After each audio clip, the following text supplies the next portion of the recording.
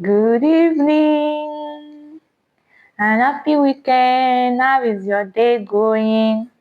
I believe your day is going well. There's no issue. We are all doing well. Okay. Without wasting much of our time, I want to dive into a very sensitive topic that says infertility in marriage. Who is to be blamed? Is it the wife or is it the husband? Yes, that is what we are discussing today. Infertility in marriage. Is it the wife that should be blamed or is it the husband?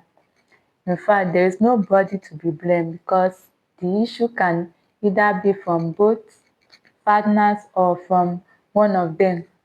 So the best thing to do is before getting married, before saying I do to anyone, you need to run some tests, yes, to be sure of who you are getting married to. You need to run some tests, even blood group, genotype, all those things are also issues in marriage. But you need to run the tests that you need to run so that you avoid the story that touches. Yes, because in most cases, it's the wife that is always at fault. That is how we see it in Africa, in Nigeria. Anything that happen in marriage, any little fault is the wife's fault. So let me give you a scenario of what happened to my sister's friend 3 years ago. Okay, she got married for 10 years without any issue, without children, and she was almost at the verge of, let me say, breaking down because she was very depressed as at then. Why was she depressed? You're already having issue, you're already dealing with something that is bothering you, and someone will still come and add more to it. It's something that can really depress, get someone depressed, can really dampen someone's spirit. And that was what happened to her. Her mother-in-law was not helping issues at all. She was always coming to disturb her. She was always coming to harass her, calling her names, barren, and the rest of it. Most times, her sister-in-laws would just come and start beating her. It was that bad. Although she used to, on her own, she used to go to different hospitals to run tests. The husband used to avoid it. He used to avoid it, but the way he did it, it wasn't noticeable that he was trying to dodge, that he's the one at fault. He will say work is not allowing and the rest of it.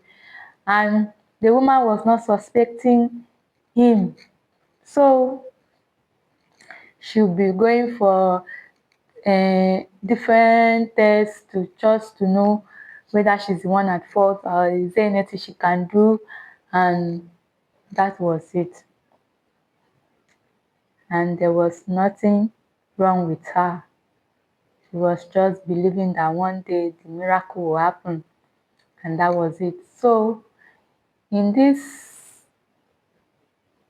because of that, the mother-in-law used to come, and the most funniest part of this whole thing is that the mother-in-law is not staying in the same city with her. Oh, that's the funniest part. The mother-in-law stays in Abuja and this lady stays in South. So you see the distance. But she will fly and come and cause trouble and go back. That was how terrible it was, until this woman became so depressed and started talking to people for advice, what she should do to get out of the depression. Because as at then, the husband told her she should stop working. What is she working for? She should stop working. So she was um, staying at home doing nothing, just a housewife doing nothing. So When she started talking to people, they advised her she should get something doing, even if it's a business. And as well, she's educated, so she can as well apply for work and the rest of it. So she had to, on occasion of looking for some of her documents, she saw her husband infertility results, and the test was done 2 years before they even got married. So she was very mad that, so this man is the one at fault, and he has been allowing his family to be harassing her up and down. She was very mad. She waited for him to come back from work. She had to show him the result, that so this is what you are hiding, this is what we have been going, because of all the things you have been going through, so it's because of you. She was very angry. Every normal human being should be. So the narrative changed. 2 days later, after that incident happened, the mother-in-law came as usual, the way she used to come and harass her, talk to her anyhow. But this time around, the story changed, everything changed, because she came and discovered that it was the son that was at fault. It's not even this lady, and this lady has been taking all these bullets they have been throwing on her for nothing. That day she couldn't go back. She had to wait for her son to come back, and because when she came, the woman already told her that she's not staying again, she's going, that she cannot stay in a marriage that was based on deceit, that the husband did not tell her anything about his infertility issues, so that she cannot stay. It was serious. They had to call family and friends to come and beg the woman. Now, since it was now the man that was at fault, they are calling family and friends to come and beg the woman to stay. Supposing this man, after all the treatment that he's doing, the thing doesn't work, so the woman will just stay like that. Maybe they will end up going for adoption. But before then, the mother-in-law was already telling the son, this woman's husband, to get married to another woman, since this one cannot give birth. Now, the narrative have changed. They are now begging the woman to stay. To stay on what condition? How is she going to have children? Yes, according to the man, is on treatment.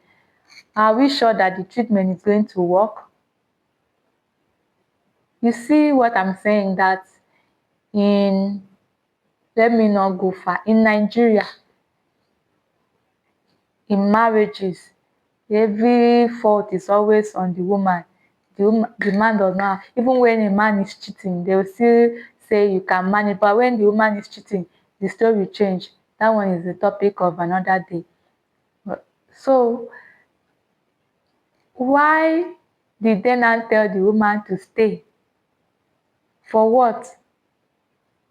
How is she going to have her own children that God will make miracle will happen? Okay, so miracle can happen, but when it was, they concluded that it was the woman that was at fault, they did not believe that miracle can happen. This is what is happening in so many marriages. See the things we watch in Nollywood, and we just feel that is fiction. They are not fiction, they are true life story. This one I'm telling you now, it's not a fiction, no. It is a true life story. It happened to my sister's friend, somebody I know very well. Many women are also going through this without even knowing that the fault is not from them. Before you get married, the solution to this problem is, before you get married, biko, go and get tested to be sure that you are okay. You and your spouse, if both of you, your partner, go and get tested to be sure that both of you are fit. That is just the way to go about it, because If you say you trust your man, he's okay. Trust these days are failing people. So to be on the safe side, before you say I do, be sure that your odogu is capable, that your lolo is okay, to avoid too many stories that touches the heart. That is my candid advice this evening. Thank you.